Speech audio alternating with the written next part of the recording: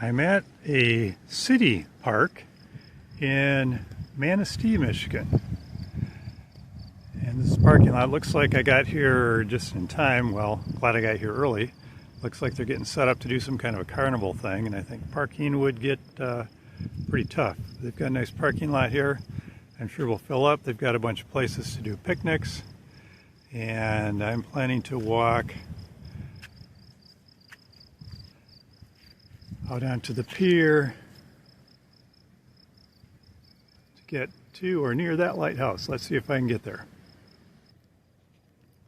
There's a nice little place here to overlook the lake. Let's see what this looks like.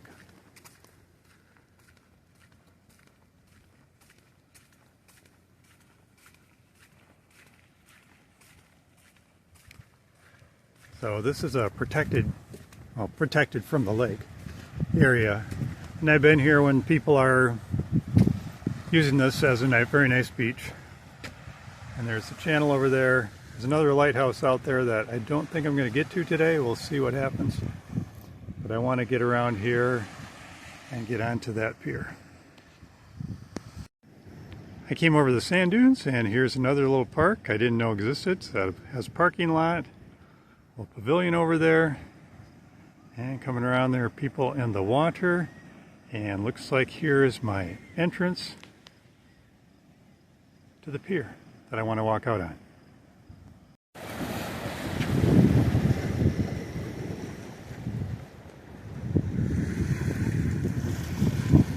So there's a harbor off that way.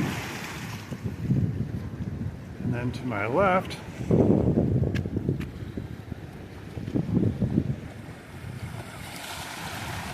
we have some bigger waves. That's not so protected.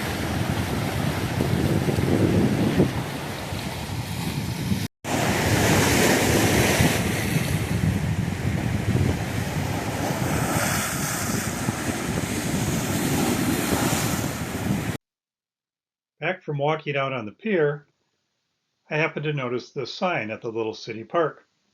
Wisconsin, 54,200 strokes. For those of you who are considering swimming to Wisconsin. I decided to just take their word for it. Walking back away from Lake Michigan, there's a public access for launching a boat down there, and in the distance looks like a river walk.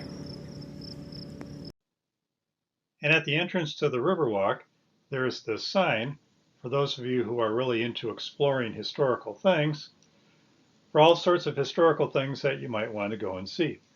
Things downtown, historic churches, historic homes in various areas of the city. They have a bunch of QR codes that you can look up. Apparently a lot of good information there about historic things that you can go and see if that's what you're into. This is where we get into the river walk, and so of course you see views of the river.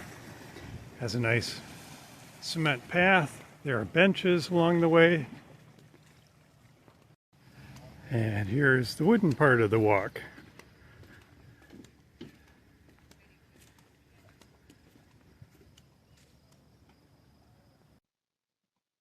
At one time, Manistee was known for manufacturing shingles, wooden shingles. The plaque here says throughout the entire lumbering era in Manistee from 1841 till 1927, shingles played an important role in the industry.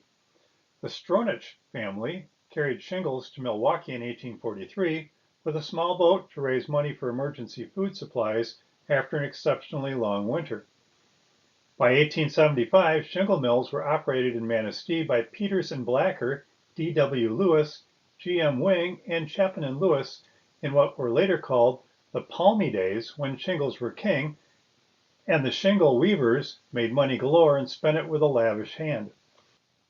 Just 6 years later, there were 18 shingle mills in Manistee, with many located along the north bank of the river. The output at that time exceeded 600 million shingles annually.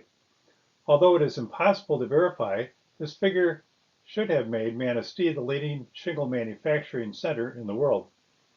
It was also at this time that John Pomeroy commenced manufacturing shingles from Michigan white cedar.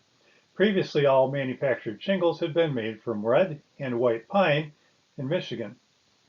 Initially, the cedar shingles were considered inferior, but as time went on, they took over the entire market. The numerous shingle mills in Manistee precipitated a crisis in July of 1882 when low prices forced a shutdown of all the mills for 30 days, throwing 800 employees out of work. Although the industry eventually recovered, it never again reached the peak of production it had seen in 1881, as most of the small mills never reopened. The employees responded by forming the Shingle Weavers Union, one of the first organized unions in Manistee. The last commercial shingle mill in Manistee was at the upper mill of the Sands Salt and Lumber Company, which closed about 1927.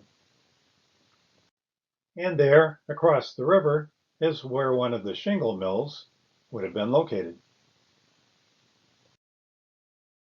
As we get farther down, there are a bunch of boats pulled up in slips. I think these are some private marinas.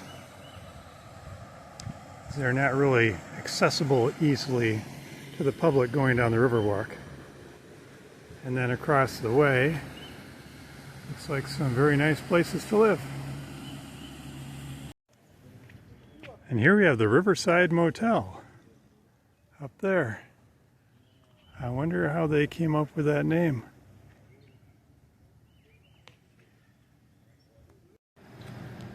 And as we reach about the limits of my ambition for taking a walk, and I believe that is a drawbridge. Oops. And of course I've gone over it a bunch of times and I've seen it up, but it's down for now.